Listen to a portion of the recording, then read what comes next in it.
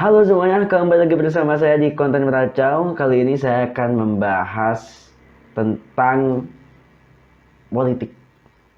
Ini adalah sesuatu yang sebenarnya gak mau saya bahas terlalu dini karena banyak sebenarnya hal-hal yang menarik, hal-hal yang viral di luar sana yang ingin saya bahas kepada kalian semua. Tapi entah kenapa beberapa waktu lalu, waktu saya sempat bersih-bersih rumah ya, saya menemukan sebuah materi lama dari mata perkuliahan saya waktu saya duduk di bangku kuliah kurang lebih 1,5 tahun yang lalu. Ini adalah materi tentang partai politik gitu.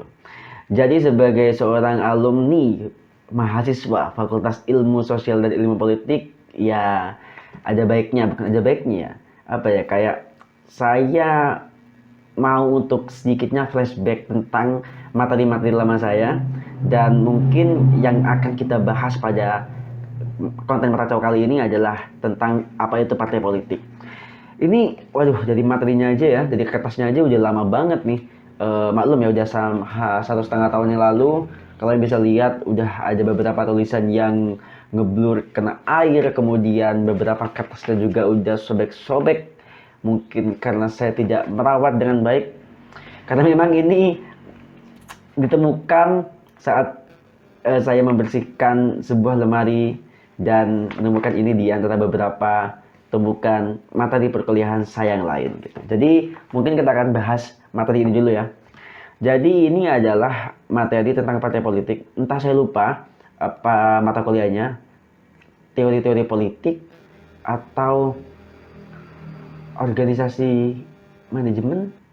Pokoknya saya lupa materi perkuliahannya apa, tapi materi ini yang saya temukan gitu ya.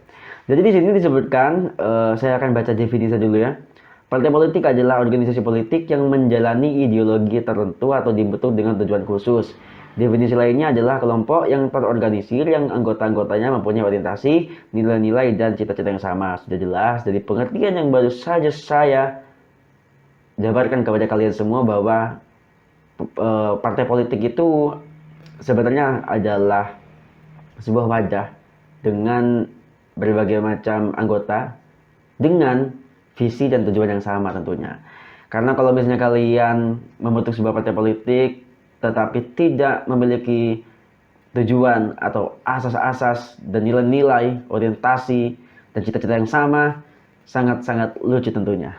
Karena banyak tuh sekarang partai politik yang sempat mengalami dualisme kepemimpinan ya. Kalau misalnya kalian ingat, Golkar juga sempat mengalami dualisme, pimpinannya Abu Rizal Bakri sama siapa gitu lupa. Kemudian PAN juga sempat mengalami dualisme, dan baru-baru ini kalau nggak salah Demokrat juga sempat ada Demokrat tandingannya ya, Demokrat versi AHY dan juga Demokrat versi Pak Muldoko kalau nggak salah. Tetapi akhirnya yang dimenangkan versi AHY. Yang diakui ya yang diakui pemerintah kalau nggak salah. Jadi mungkin untuk menghindari adanya dualisme itu ya, jadi para pemimpin partai ini harus benar-benar mampu mengkoordinir kader-kadernya agar terus bisa jalan gitu. Karena kadang-kadang kita kan nggak tahu ya, namanya politik, ada lawan, ada kawan. Kadang lawan bisa jadi kawan, kadang kawan juga bisa jadi lawan. Pun di keanggotaannya sendiri ya, di satu partai politik sendiri kadang-kadang juga bisa mengalami banyak perbedaan pikiran, perbedaan tujuan gitu. Jadi wajar-wajar saja sih kalau misalnya beberapa partai politik sempat mengalami apa ya, semacam konflik internal gitu ya, dalam sebuah partai politik seperti itu sih. Kemudian di sini juga banyak sekali apa namanya, pengertian partai politik dari berbagai macam ahli. Ada beberapa di sini. Kemudian di sini juga membahas tentang ideologi partai politik. Oh ya, ini yang ingin saya bahas. Partai politik itu sebenarnya gini-gini. Kenapa di Indonesia banyak sekali partai politik ya?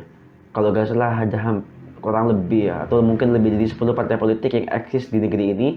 Dan meskipun tidak semuanya bisa maju ke Senayan atau lolos apa ya, ambang batas, tapi tidak dapat dipungkiri bahwa partai politik di Indonesia ini banyak sekali, baik yang sudah lolos ke Senayan maupun yang masih belum. Dan masih banyak beberapa tokoh publik pun juga sekarang sudah membangun partainya sendiri.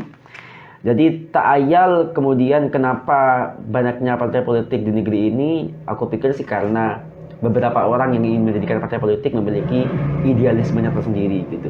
Banyak sih ya, ideologi yang bisa diangkat atau mungkin bisa dibawa seseorang untuk membangun partai politik, tergantung tujuannya, tergantung dari para pendiri partai politiknya. Dan biasanya sih ideologi-ideologinya seumum ya, bisa ke partai politik yang backgroundnya itu nasionalis, kemudian partai politik yang apa namanya, kalau di situ ada kapitalis, ada liberalis, sosialis, dan partai politik yang backgroundnya juga keagamaan juga ada pada zaman sekarang gitu. Ya tergantung mereka lah, tergantung mereka yang ingin membuat partai politik ya, sok-sok aja. Kemudian di sini juga membahas soal klasifikasi partai politik. Kemudian di sini juga membahas tentang rekrutmen dan seleksi partai politik ya. Dan juga membahas tentang sistem, fungsi, dan struktural partai politik di Indonesia gitu. Kita mungkin bahas yang ini aja ya. Di dalam sistem demokrasi yang ada di Indonesia, partai politik diselenggarakan dengan tujuan sebagai berikut. Pertama, partai sebagai sarana komunikasi politik. Partai politik mempunyai tugas adalah menyalurkan aneka ragam pendapat dan inspirasi masyarakat dan mengatur daripada kesimpangsiuran pendapat dari masyarakat. Pendapat yang telah disalurkan akan ditampung dan disatukan agar tercipta kesamaan tujuan. Proses penggabungan pendapat dan inspirasi tersebut dinamakan penggabungan kepentingan. Sesudah penggabungan tersebut, di sisi lain itu juga sebagai.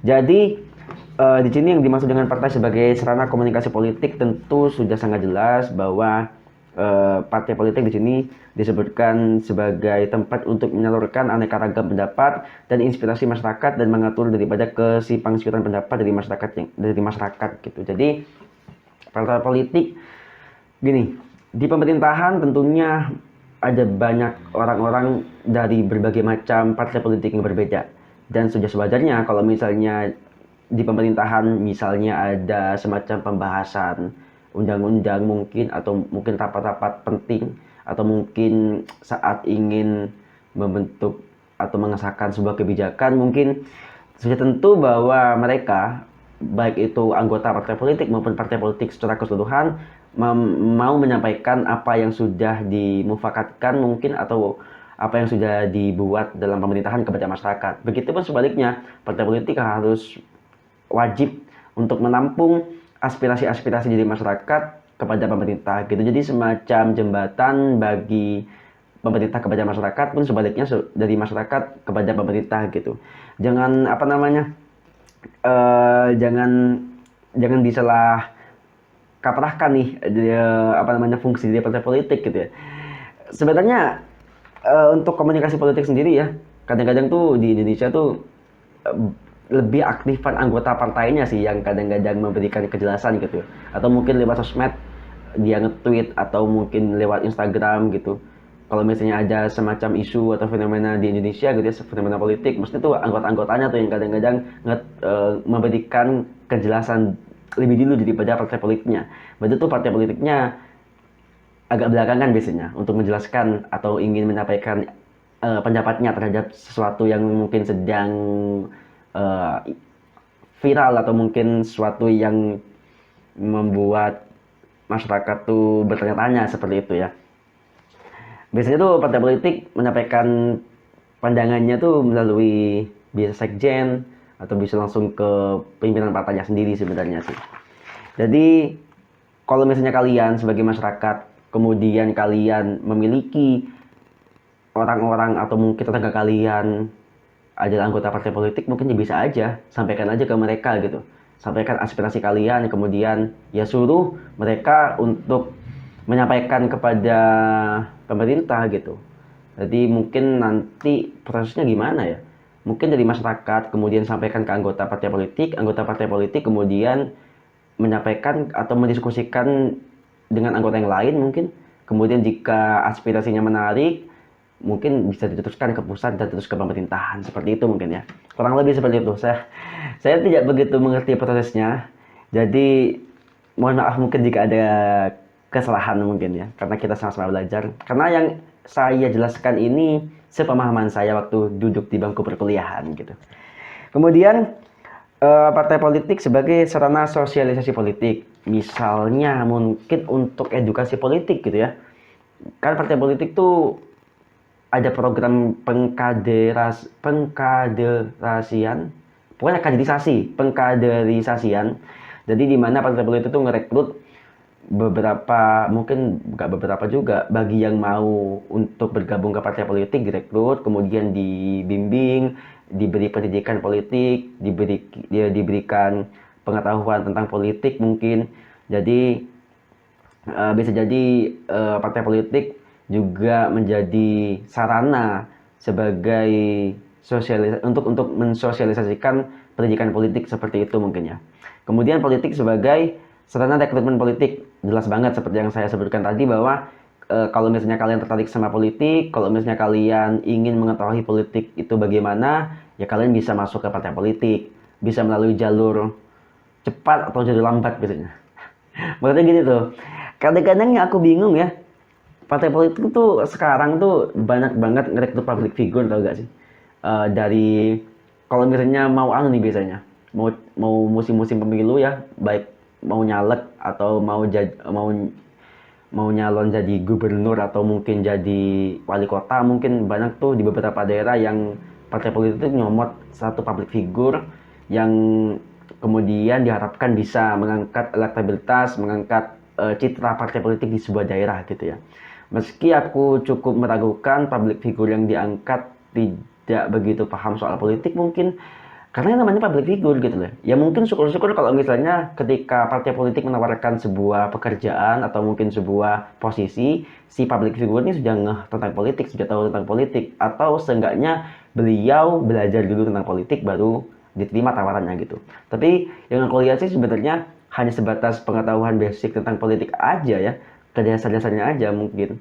Dan juga kenapa partai politik mau untuk merekrut mereka ya karena mengandalkan popularitas mungkin, kemudian mengandalkan followers yang banyak, mengandalkan ya followers yang banyak tentunya ya. Kalau misalnya kalian ngerekrut satu artis yang followersnya 50 juta di Indonesia, kemudian kalian comot, kemudian kalian taruh di suatu daerah, aku yakin fans artis tersebut, fans public figure tersebut otomatis akan milih beliau lah. Jadi kan ya begitulah politik ya. Jadi rekrutmen politik dalam artian mungkin bisa dari orang-orang yang ingin terjun ke politik, mahasiswa-mahasiswa biasanya, kemudian juga bisa semacam sarana bagi partai politik merekrut public figure, merekrut orang-orang yang penting yang mungkin dapat membawa partai politik tertentu maju lebih bagus mungkin. Dan tentunya rekrutmen politik dalam hal ini mungkin ketika satu partai politik ingin mencari pendamping calon gubernur, pendamping calon wali kota, pendamping calon bupati, mungkin kan ada semacam apa ya namanya, koalisi gitu. Aku pikir koalisi juga menjadi semacam rekrutmen nggak sih, Bapak? Ketika partai politik membutuhkan satu calon untuk mendampingi pasangan ini kan otomatis antara kedua belah partai politik sama-sama berdiskusi dan kemudian terjadilah koalisi. Jadi mungkin seperti itu ya mungkin. Jadi semacam ada komunikasi politik di situ, kemudian masuk ke rekrutmen politik. Kemudian di sini partai politik sebagai sarana pengatur konflik, mungkin kurang lebih sama seperti yang saya sebutkan bahwa ketika ada fenomena politik di Indonesia, ketika ada mungkin semacam hot issue di Indonesia, si partai politik ini berhak nih untuk memberikan semacam keterangan atau arahan yang membuat atau yang kemudian diharapkan membuat suasana jauh lebih dingin mungkin, jauh lebih kondusif seperti itu ya. Kurang lebih sih seperti itu. Jadi kemudian banyak banget sebenarnya yang bisa dibahas dalam dalam materi yang saya temukan ini. Aduh, agaknya cukup panjang kalau misalnya kita bahas di satu video ya. Mungkin nanti aku akan bagi ke video lainnya gitu. Tapi yang menarik di sini partai politik yang pada zaman sekarang mungkin terlalu banyak ya. Mungkin itu yang aku ingin sedikit bahas gitu ya. Karena kalau tidak salah di luar negeri pun cuma ada 2 mungkin, atau mungkin ada 3 yang masuk ke pemerintahan, tuh cuma 2. Di Amerika kalau itu ada Partai Demokrat dan partai apa ya? Demokrat dan Republik. Sampai lupa. Partai Demokrat dan Partai Republik. Kemudian sebenarnya ada jadi beberapa partai yang kecil-kecil gitu, tapi yang lebih besar, atau yang paling terlihat tuh Partai Demokrat dan Partai Republik. Kemudian, dan cuma di Indonesia sih aku rasa, kita kan menganut sistem multi partai ya, jadi memang tidak ayal kalau misalnya banyak sekali tokoh-tokoh publik yang merasa dirinya terpanggil untuk menyalurkan aspirasinya, untuk menyalurkan ideologinya gitu. Kemudian dia mau masuk ke partai politik tertentu, nggak cocok nih ideologinya. Jadi ya lebih baik buat partai politik lah, kumpulkan massa, terbentuklah partai politik gitu. Dan kalau nggak salah di pemilu kemarin ada beberapa partai politik baru yang bertarung di pemilu kemarin ya. Meskipun tidak semuanya berhasil masuk ke Senayan karena tidak lolos ambang batas, tapi di beberapa daerah juga ada, di beberapa daerah malah terpilih masuk sebagai wakil rakyat gitu. Jadi dengan adanya partai politik di Indonesia membuat kita cukup melihat pandangan, atau mungkin melihat sudut perspektif politik yang warna-warni gitu ya. Karena setiap partai kan memiliki ideologinya sendiri, setiap partai memiliki kebanggaannya sendiri gitu. Jadi kadang-kadang membuat kita bingung nih kalau misalnya kalian waktu pemilihan legislatif kan banyak tuh calon-calonnya gitu. Kalian kan pasti bingung nih, ini siapa gitu. Ya saking banyaknya orang-orang yang ingin terjun ke politik dan ingin semacam tujuan atau semacam visi yang dia pegang tuh tersampaikan demi masyarakat, mungkin seperti itu. Jadi ya mungkin itu aja yang bisa saya bahas pada konten Meracau episode kali ini. Next kita akan bahas lanjutan dari materi yang saya temukan ini. Oke? Sampai jumpa di episode Meracau selanjutnya. Sampai jumpa.